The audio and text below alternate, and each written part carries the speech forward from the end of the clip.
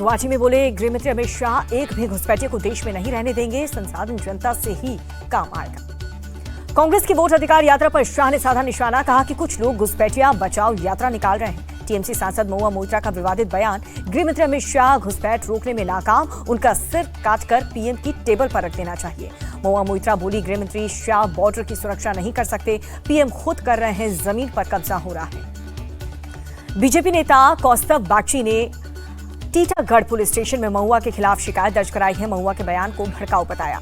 BJP नेता राहुल सिन्हा ने महुआ मोइत्रा की तुरंत गिरफ्तारी की मांग की, कहा कि यह आतंकियों की भाषा है। बीजेपी नेता आरपी सिंह ने महुआ को बयान की निंदा की है, कहा कि इससे ज्यादा उनसे उम्मीद नहीं की जा सकती। एआईएमआईएम चीफ असदुद्दीन ओवैसी बोले, बांग्लादेशियों की घुसपैठ केंद्र सरकार की नाकामी। 2 दिवसीय जापान दौरे पर पीएम मोदी दिया guard of honour. PM Modi और जापान के बीच द्विपक्षीय बैठक हुई है। पीएम मोदी बोले, हमने अगले दशक के लिए रोड मैप बनाया। भारत में 10 ट्रिलियन येन का निवेश करेगा जापान। चंद्रयान 5 मिशन से सहयोग करेगा जापान। पीएम मोदी बोले, आतंकवाद और साइबर सिक्योरिटी पर भारत जापान की चिंताएं समान है। दोनों देशों की साझेदारी वैश्विक शांति के लिए अहम है। जापान इकोनॉमिक फोरम को प्रधानमंत्री मोदी ने किया संबोधित, कहा कि भारत जापान की साझेदारी हर क्षेत्र में है। पीएम मोदी ने कहा, भारत टैलेंट का पावर हाउस है और जापान टेक पावर हाउस। दोनों देश मिलकर के टेक रेवोल्यूशन कर सकते हैं।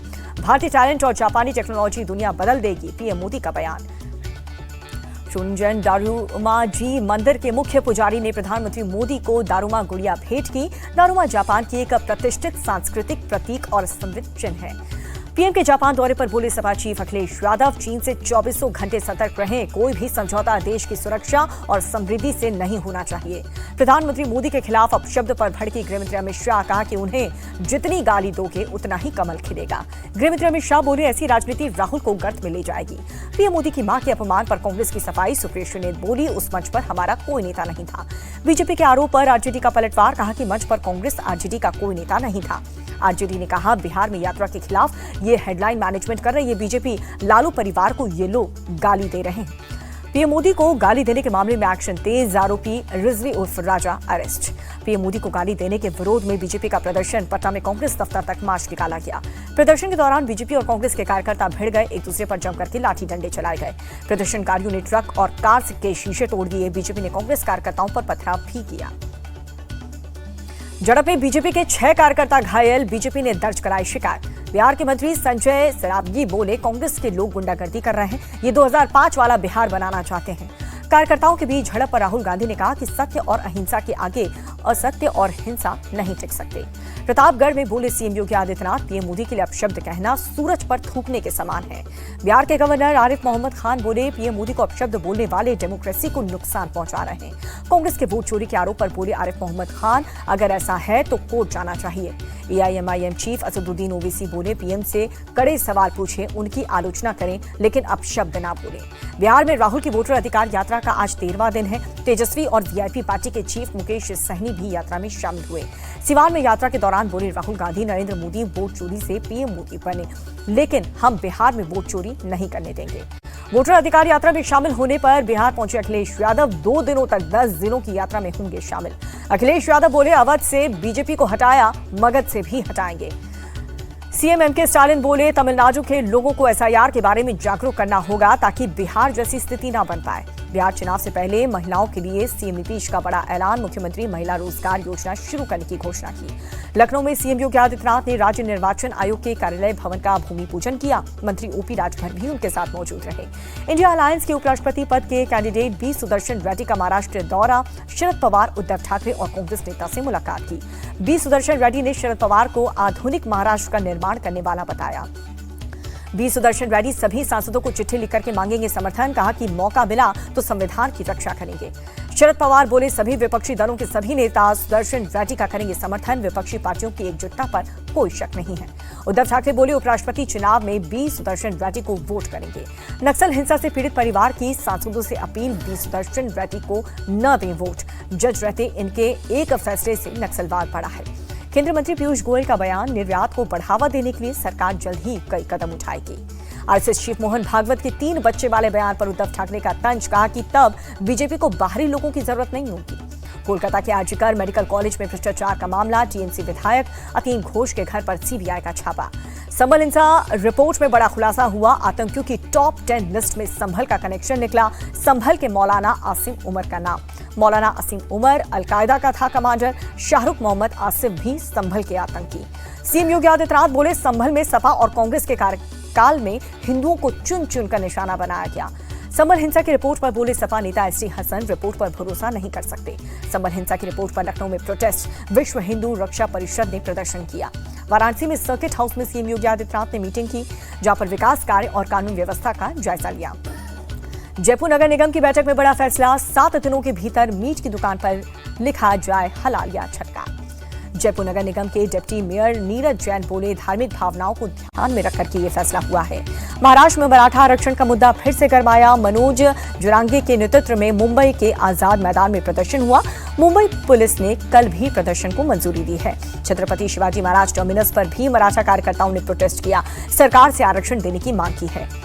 मराठा कार्यकर्ताओं की वजह से ईस्टर्न फील्ड में अटल सेतु पर लंबा जाम लग गया। महाराष्ट्र के सीएम देवेंद्र फडणवीस ने मराठा कार्यकर्ताओं को किया भरोसा दिया। कहा कि संवैधानिक दायरे में सही होगा वो करेंगे। देवेंद्र फडणवीस ने उद्धव ठाकरे को दिया जवाब। कहा कि उनके कार्यकाल में मराठा समुदाय के लिए एक भी काम हुआ हो तो बताएं। उद्धव ठाकरे ने सीएम फडणवीस से पूछा था, मराठा समुदाय के कंधे पर रख करके बंदूक कौन चला रहा है। उद्धव ठाकरे ने एकनाथ शिंदे पर साधा निशाना। कहा कि उन्होंने अपने कार्यकाल में झूठा आश्वासन दिया। दिल्ली साइबर पुलिस ने फर्जी एडमिशन रैकेट का भंडाफोड़ किया। 1 करोड़ 34 लाख रुपए के साथ 2 गिरफ्तारी। मथुरा में सांडों का आतंक देखने को मिला। लड़ाई करते हुए 2 सांड आपस में भिड़ गए। दुकान में घुसे पुलिसकर्मी बाल बाल बचे। यूपी के महाराजगंज में 2 पक्ष में हिंसा हुई। लाठी डंडे और हॉकी स्टिक से एक दूसरे को पीटा गया। यूपी के रामपुर में भिड़े प्रधान और पूर्व प्रधान के कार्यकर्ता विकास कार्यों के वेरिफिकेशन के दौरान एक दूसरे को लाठी डंडों से पीटा गया। एक सिपाही समेत 8 लोग घायल हुए। पटना सिविल कोर्ट में बम से उड़ाने की धमकी अज्ञात शख्स ने ईमेल पर धमकी भेजी है। जांच में संदिग्ध नहीं मिला। पटना के गर्दनी बाग में एक स्कूल में बच्ची की सुसाइड का मामला। कन्या मध्य विद्यालय की प्रिंसिपल सस्पेंड।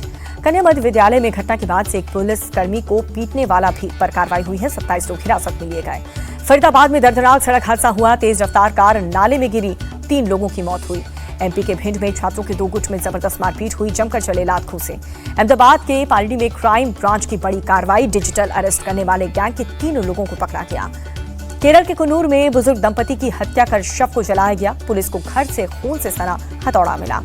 उज्जैन में एमपी सरकार का बुलडोजर एक्शन। महाकाल मंदिर के पास चिकन बटन की अवैध दुकान पर चला बुलडोजर। उत्तराखंड में आज बादल फटने और लैंडस्लाइड में 5 की मौत, कई मलबे में दबे। उत्तराखंड के कई जिलों में भारी बारिश का अलर्ट। देहरादून, रुद्रप्रयाग, चमोली और बागेश्वर में रेड अलर्ट। उत्तराखंड के कपकोट में विधायक सुरेश गड़िया की नगर बरसाती नाले में तेज बहाव में वहां एसडीआरएफ की टीम ने रेस्क्यू किया। चंडीगढ़ और मोहाली में भारी बारिश का अलर्ट। मोहाली में गग्गर नदी के किनारे रहने वाले घर जो हैं वो खाली करवा दिए गए। हिमाचल के चंबा में मणि महेश यात्रा पर गए हजारों लोग फंस गए। बादल फटने की वजह से भरमौर के संपर्क टूट गया। पंजाब में बाढ़ की चपेट में 7 जिले, 350 से ज्यादा गांव में पानी भरा। 30 अगस्त तक राज्य के सभी स्कूल बंद। 6000 से ज्यादा लोगों का रेस्क्यू किया गया। पंजाब के कई हिस्सों में बाढ़ से बुरा हाल है। डेरा बाबा नानक में फंसे लोगों को एयरफोर्स के जरिए रेस्क्यू किया गया। जम्मू कश्मीर में मूसलाधार बारिश। नगरोटा में पुल टूट गया। जम्मू कश्मीर के एलजी मनोज सिन्हा ने 3 सदस्य कमेटी गठित की है। वैष्णो देवी मार्ग पर हुए लैंडस्लाइड पर 2 हफ्ते में रिपोर्ट मांगा गया।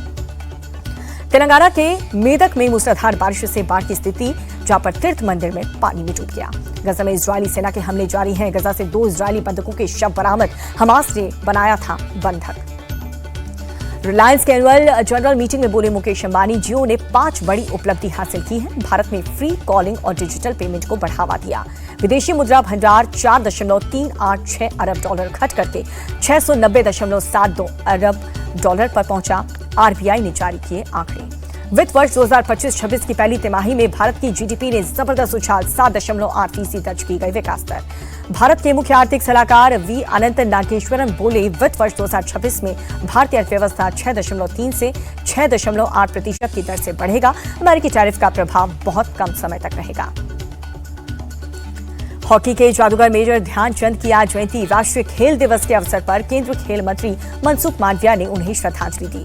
खेल दिवस के मौके पर स्पोर्ट्स अथॉरिटी ऑफ इंडिया के डायरेक्टर विष्णुकांत तिवारी ने केंद्रीय खेल मंत्री मनसुख मांडविया को कहा धन्यवाद। बोले, साई के दिशा निर्देश में मोडो ट्रैक का हुआ निर्माण, मनसुख मांडविया का अहम योगदान।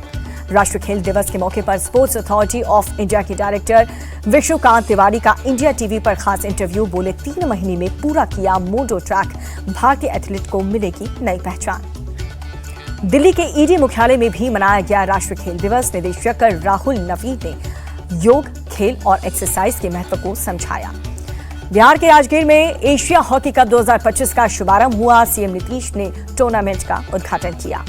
एशिया हॉकी कप के अपने ओपनिंग मैच में ही भारत ने चीन को 4-3 से हराया। कैप्टन हरमनप्रीत सिंह ने 3 गोले दागे।